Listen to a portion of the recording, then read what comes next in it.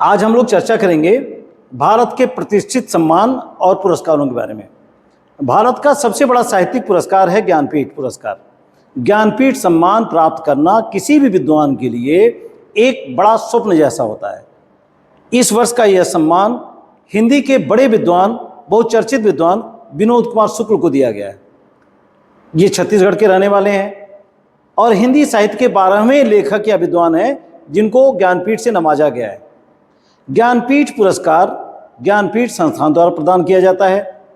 यह कुल 24 भाषाओं में दिया जाता है। 22 भाषाएं वह जिन्हें भारतीय संविधान के 8वीं अनुसूची में रखा गया है और 2 अन्य भाषाएं राजस्थानी और अंग्रेजी, यानी कुल मिला के 24 भाषाएं। और 24 भाषाओं में से किसी एक विद्वान को यह सम्मान प्रदान किया जाता है उनके कृतित्व के लिए, उनके योगदान के लिए। तो इस वर्ष का यह पुरस्कार दिया गया है विनोद कुमार शुक्ल को। इस पुरस्कार में विजेता को 11 लाख रुपए दिए जाते हैं, एक प्रशस्ति पत्र और एक वाग्देवी की मूर्ति। वाग्देवी की मूर्ति मतलब माँ सरस्वती की मूर्ति प्रदान की जाती है। तो ज्ञानपीठ सम्मान एक बड़ा सम्मान खुद में है और उसके लिए विनोद कुमार शुक्ल इस समय बहुत चर्चित है। लेकिन ये चर्चा में सिर्फ ज्ञानपीठ के लिए नहीं है, बल्कि एक कुछ और भी कारण है जिसके वजह से विनोद कुमार शुक्ल इसमें बहुत चर्चा में है।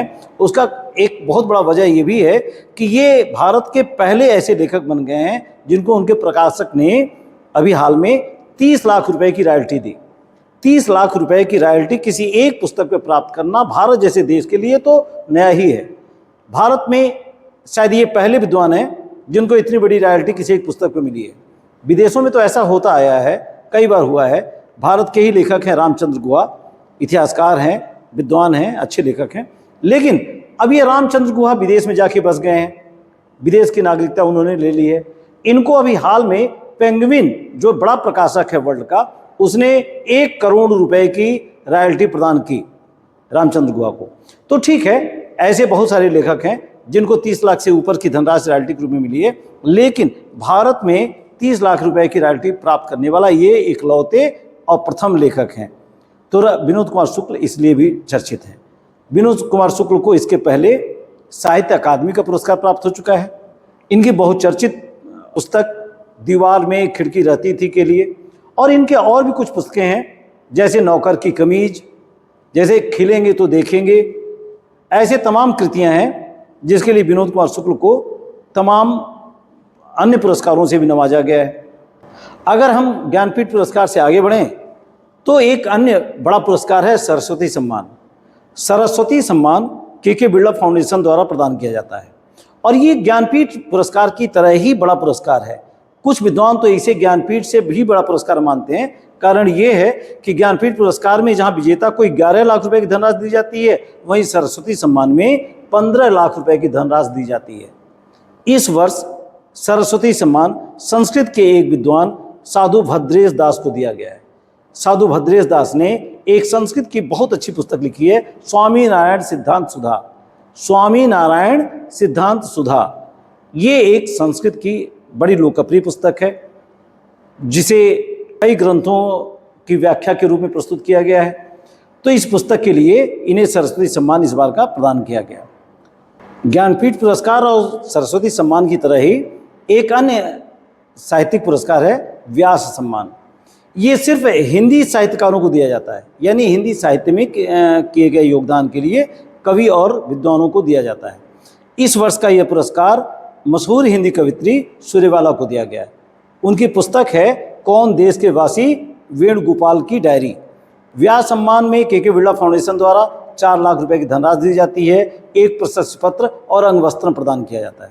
तो याद रखिएगा, इस वर्ष का व्यास सम्मान मशहूर कवित्री सूर्यवाला को। साहित्य क्षेत्र का एक बड़ा पुरस्कार है साहित्य अकादमी पुरस्कार। इस पुरस्कार की विशेषता यह भी है कि ये पुरस्कार भारत के संस्कृति मंत्रालय के सहयोग से प्रदान किया जाता है। हालांकि इसके लिए एक स्वायत्त कमेटी होती है जो निर्णय लेती है कि किसे यह सम्मान प्रदान किया जाना है, और ये भारत के 24 भाषाओं में 24 विद्वानों को दिया जाने वाला पुरस्कार है। ज्ञानपीठ पुरस्कार या सरस्वती सम्मान एक वर्ष में सिर्फ एक विद्वान को दिया जाता है, जबकि साहित्य अकादमी पुरस्कार एक वर्ष में 24 भाषाओं में 24 विद्वानों को दिया जाता है। 22 वो भाषाएं जिन्हें भारत के संविधान की 8वीं अनुसूची में स्थान प्राप्त है, और 2 अन्य भाषाएं अंग्रेजी और राजस्थानी, यानी कुल मिला के 24 भाषाएं। प्रत्येक विजेता को 1 लाख रुपए की धनराशि दी जाती है। तो जाहिर तौर पर साहित्य अकादमी पुरस्कार अपने आप में एक बड़ा पुरस्कार है, जिसे प्राप्त करना किसी भी विद्वान के लिए, किसी भी साहित्यकार के लिए एक स्वप्न जैसा हो सकता है। इस वर्ष अलग अलग भाषाओं में अलग अलग विद्वानों के नाम की घोषणा की गई है। आपके लिए या हमारे लिए यह संभव नहीं है कि 24 विद्वानों का नाम याद रखा जा सके और उन्हें यहाँ प्रस्तुत किया जा सके, लेकिन हम कुछ खास भाषाओं में, जैसे हिंदी का, उर्दू का, इंग्लिश का, ये कुछ भाषाओं में हम बता रहे हैं। बाकी आपको इस वीडियो के लिंक में मिल जाएगा पूरी सूची कि किसे किसे साहित्य अकादमी का पुरस्कार इस वर्ष दिया गया। तो सबसे पहले हम बात करते हैं हिंदी साहित्य की। हिंदी साहित्य में इस वर्ष का यह पुरस्कार सुप्रसिद्ध कवित्री गगन गिल को दिया गया है। गगन गिल की एक कविता संग्रह है, मैं जब आई बाहर, इस पर यह पुरस्कार दिया गया है। अंग्रेजी भाषा में इस वर्ष का साहित्य अकादमी पुरस्कार दिया गया है स्ट्रिन किरे को। स्ट्रिन किरे की एक प्रसिद्ध रचना है स्पिरिट नाइट। स्पिरिट नाइट को यह पुरस्कार दिया गया है, और जाहिर तौर पर इनको इस पुस्तक के लिए 1 लाख रुपए की धनराशि दी जाएगी। उर्दू के लिए इस वर्ष का साहित्य अकादमी पुरस्कार दिया गया प्रोफेसर अतिकुल्लाह को। प्रोफेसर अतिकुल्लाह की एक रचना है वैन उल उल्मी तनकी। ये एक आलोचनात्मक यानी आलोचना की पुस्तक है, वैन उल उल्मी तनकीद। इसके लिए 1 लाख रुपए की धनराशि इनको प्रदान की गई है। अब एक ऐसे सम्मान के बारे में जिसे एशिया का नोबेल पुरस्कार कहा जाता है। यह पुरस्कार है रेमन मैग्सेसे पुरस्कार। इसे फिलीपींस की सरकार द्वारा दिया जाता है। फिलीपींस के पूर्व राष्ट्रपति रेमन मैग्सेसे, जिनका 1957 में विमान दुर्घटना में मृत्यु हो गई थी, उनके नाम पर यह पुरस्कार दिया जाता है। यह एशिया के सबसे बड़े पुरस्कारों में से एक माना जाता है, और इसे प्राप्त करना निश्चित रूप से प्रत्येक व्यक्ति के लिए एक बड़े गर्व की बात होती है। भारत में यह पुरस्कार जिन लोगों को मिला, जैसे अरविंद केजरीवाल को, या किरण बेदी को, या रवीश कुमार को, और भी बहुत बड़े लोगों को दिया गया, वो लोग गिने जाते हैं कि इन लोगों ने अपने क्षेत्र में बड़ा कार्य किया, इसलिए यह पुरस्कार दिया गया। लेकिन पहली बार हो रहा है कि भारत की किसी संस्था को यह पुरस्कार दिया गया।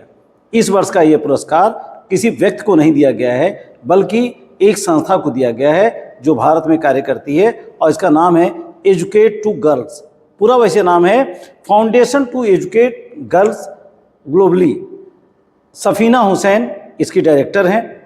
इस संस्था का काम है ऐसी लड़कियां जो शिक्षा से दूर हैं, किसी वजह से शिक्षा दीक्षा को प्राप्त नहीं कर पा रही हैं, उनकी कई मजबूरियां हो सकती हैं, ऐसी लड़कियों को पहचान के उनको शिक्षा का स्तर तक पहुंचाना, उनको पढ़ने की अवसर प्रदान करना इस संस्था का कार्य है।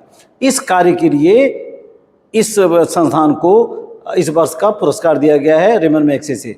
भारत की संस्था एजुकेट टू गर्ल के अतिरिक्त 2 अन्य लोगों को व्यक्तिगत रूप से भी इस पुरस्कार में सम्मिलित किया गया है। एक है मालदीव की शाहिना अली। शाहिना अली के बारे में ये माना जाता है कि इन्होंने प्लास्टिक से उत्पन्न प्रदूषण को दूर करने में अच्छा खासा योगदान किया है, और इन्होंने एक अभियान चलाया जिससे प्लास्टिक से जो प्रदूषण पैदा होता है उन्हें कैसे दूर किया जाए, इस बारे में जागरूकता पैदा करना, और दूसरा समुद्र तल पर जो प्रदूषण फैलता है तेल वगैरह गिरने से, उसको कैसे दूर किया जाए, इसके लिए शाहिना अली ने अच्छा योगदान किया है। इसके लिए इन्हें पुरस्कृत किया गया। दूसरा फिलीपींस के एक फादर हैं, फादर विलानुएवा। इनके बारे में कहा जाता है कि इन्होंने बहुत सारे बेघर लोगों को घर दिलाने का काम किया। ऐसे बहुत सारे लोग हैं जिनके पास रहने के लिए एक छत नहीं है, इनको इन्होंने रहने की जगह दी, रोजगार दिलाया। इस तरह से इन्होंने समाज में वंचितों के लिए बड़ा योगदान दिया, इसलिए इन दोनों लोगों को पुरस्कृत किया गया। तो कुल मिलाकर इस वर्ष रेमन मैग्सेसे पुरस्कार से एक संस्था और 2 व्यक्तियों को पुरस्कार दिया गया। यहाँ यह जान लेना जरूरी है कि रेमन मैग्सेसे पुरस्कार हाल के वर्षों तक 6 क्षेत्र में दिया जाता था। जैसे आज भी नोबेल पुरस्कार 6 क्षेत्र में दिया जाता है, लेकिन पिछले कुछ वर्षों से इसके क्षेत्र खत्म कर दिए गए, और अब रेमन मैग्सेसे पुरस्कार 6 क्षेत्र में या कुछ क्षेत्रों में न देकर केवल उन क्षेत्रों में दिया जाता है जिनमें कुछ विशिष्ट योगदान लोगों ने किया हो। यह क्षेत्र 2 भी हो सकता है, 3 भी हो सकता है, और 1 भी हो सकता है। इस वर्ष 3 क्षेत्रों में यह पुरस्कार दिया गया, एक NGO और 2 व्यक्ति। इस तरह से यह पुरस्कार विभिन्न लोगों को दिए जाते हैं।